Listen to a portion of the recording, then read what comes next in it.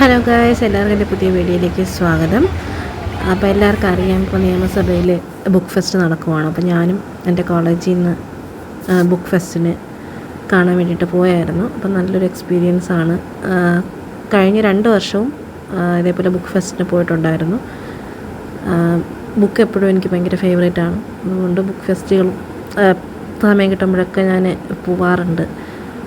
അപ്പം അവിടെ കാണാനായിട്ട് നല്ല രസമൊക്കെയാണ്. ഒത്തിരി ബുക്സ് ഉണ്ടായിരുന്നു. പിന്നെ ബുക്ക് ഫെസ്റ്റിന് ബുക്ക് ഉണ്ടാവുമല്ലോ. അപ്പം ഭയങ്കര ലിമിറ്റഡ് ടൈം ആയതുകൊണ്ട് നമുക്ക് എല്ലാം കവർ ചെയ്യാനൊന്നും പറ്റിയില്ല.